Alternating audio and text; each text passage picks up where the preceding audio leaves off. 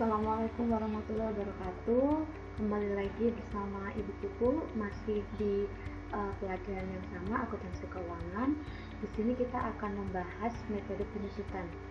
Kemarin kita membahas dua metode, garis lurus dan metode jumlah angka tahun. Kali ini kita akan membahas satu metode, yaitu tentang metode saldo menurun ganda, atau biasa disebut dengan double declining balance method. Nah, perlu kalian ketahui, metode saldo menurun ganda adalah metode yang menghasilkan pembebanan berdasarkan pada penggunaan atau output yang diharapkan dari suatu aset. Untuk ciri-cirinya, beban penyusutan tiap tahun ditentukan berdasarkan persentase tertentu yang dihitung dari harga buku pada tahun yang bersangkutan, yaitu tarif penyusutan ditetapkan 2 kali persentase penyusutan metode garis lurus. Nah, untuk rumusnya, tarif penyusutan yaitu persentase 100% dibagi umur ekonomis. Nah, untuk lebih jelasnya, mari kita lihat kasus berikut ini. Sebuah kendaraan mulai dioperasikan pada 1 Desember 2017. Kendaraan tersebut diperoleh dengan harga 165 juta dan ditaksir dapat diperoleh selama 10 tahun. Nah, berapa nilai penyusutan kendaraan tersebut dengan menggunakan metode saldo menurun ganda? Yuk kita lihat kasusnya dan kita bahas secara bersama-sama.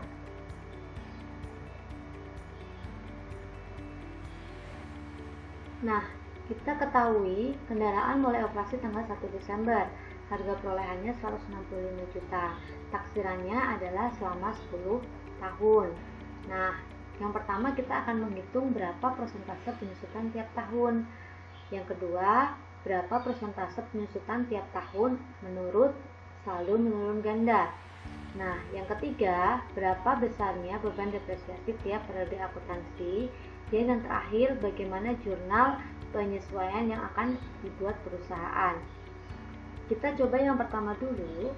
Untuk persentase penyusutan tiap tahun menurut metode garis lurus, yaitu kita hitung persentase 100% dibagi selama 10 tahun. Yaitu kita tinggal menghitungnya.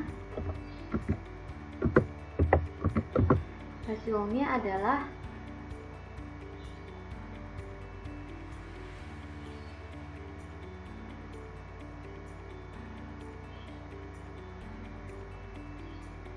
%. Nah, yang kedua kita akan menghitung persentase penyusutan tiap tahun menurut saldo menurun ganda, yaitu 2 kali metode garis lurus. Kalau metode garis lurus sudah kita ketahui 10%, kita tinggal mengalihkan 2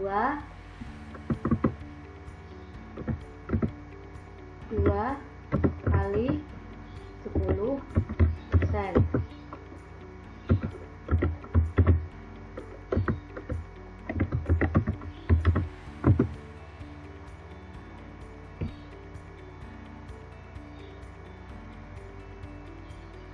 Hasilnya adalah 20%. Nah, yang ketiga, kita akan menghitung berapa nilai beban depresiasi tiap periode akuntansi. Karena kita menaksirkan selama 10 tahun, berarti kita akan buat dalam tabel ini selama 10 tahun. Dimulai dari tahun 2017 1 Desember. Periodenya 2017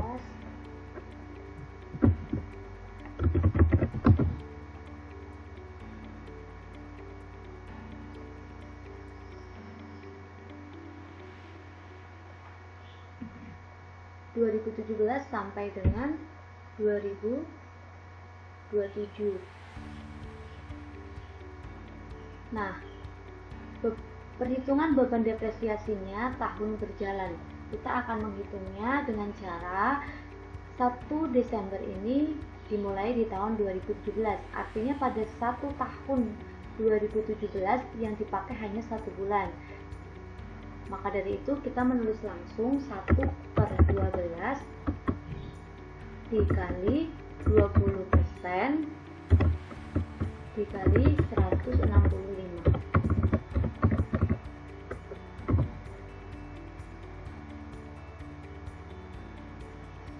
Langsung kita hitung 11 dikali 20% dikali 165.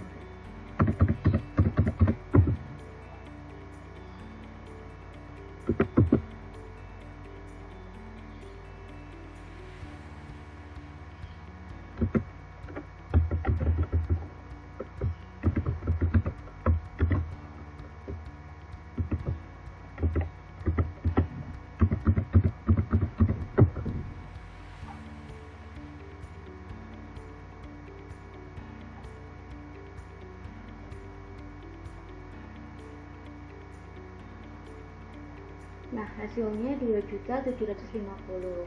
Nah, di tahun 2018 karena ini utuh 1 tahun 12 bulan, artinya 12/12.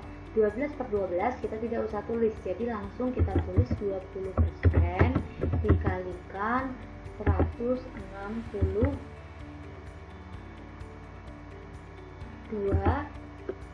250. Nah, dapat dari mana ini? Nah, sebelumnya kita harus menyelesaikan dulu tahun pertama ya, supaya kita tahu berapa depresiasi tahun berjalannya. Nah, untuk akumulasi depresiasi yaitu sama, kita akan menghitungnya sesuai dengan beban depresiasi tahun 2017, 2.750. Nah, nilai buku asetnya yaitu harga perolehan 165 juta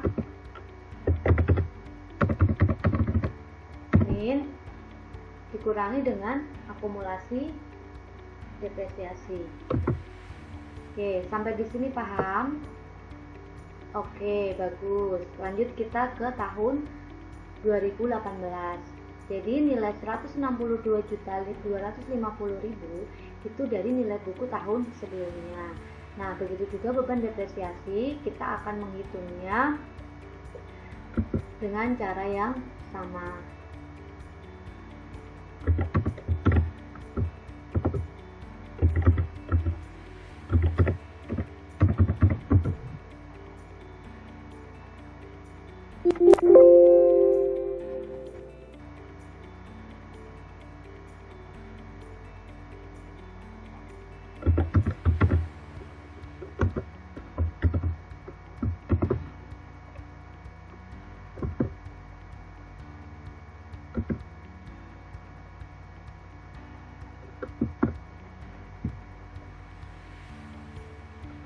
Untuk akumulasi penyusutannya, kita tambahkan dari akumulasi tahun 2017 ditambah dengan beban depresiasi tahun 2018. Nah, untuk nilai buku asetnya juga sama. Harga perolehan dikurangi dengan akumulasi penyusutan.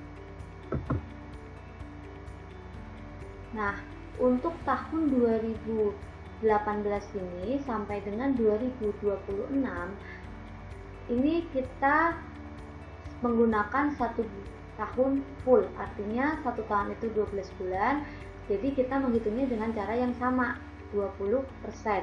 12/12 nya tidak perlu ditulis atau dihitung karena kan sama dengan 1. Kita akan melihat, kita lihat di sini dioperasikan selama 10 tahun. Kita lihat ya, dan kita hitung tahun periodenya. 1, 2, 3, 4, 5, 6, 7, 8, 9, 10. Ini sudah 10 tahun.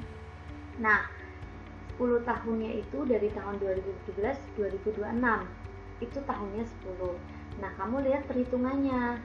Ya, di sini tahun 2018 sampai 2026 itu memang utuh 12 bulan.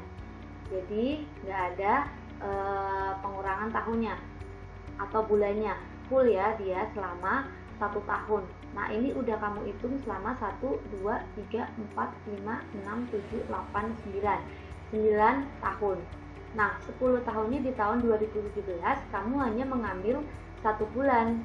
Nah, 1 tahun ada 12 bulan.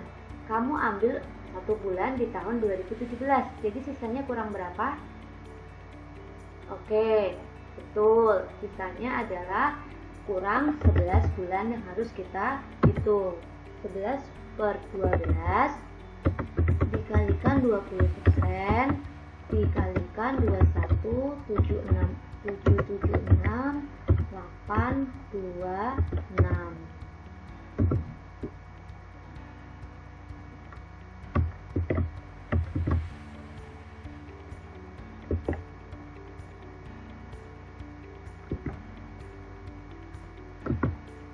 Hasilnya 3.992. Untuk akumulasi depresiasinya 147, dan nilai buku asetnya kita hitung HP min akumulasi penyusutan. Nah, kita sudah selesai menyelesaikan beban depresiasi pada periode 2017 sampai dengan periode 2027 selama 10 tahun. Selanjutnya kita akan membuat jurnalnya. Misalnya kita akan membuat jurnal penyesuaiannya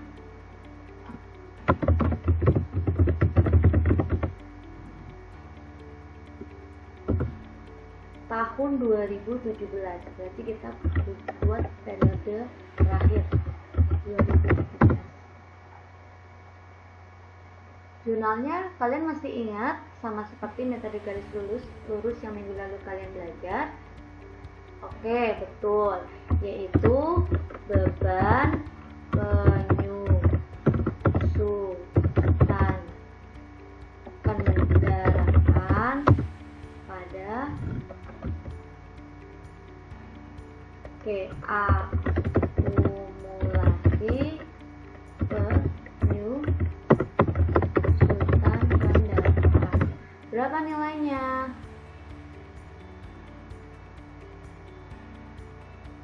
Berapa nilainya? Kita lihat di sini bebannya 21, 270, 2750. Kreditnya pun juga sama, 2750. Nah, kita selesai menyelesaikan jurnal penyesuaiannya. Kuncinya di sini mengerjakan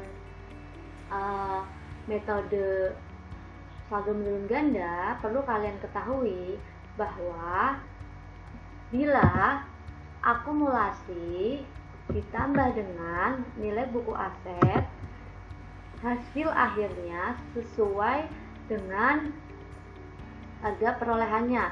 Jadi perlu kalian ketahui ya.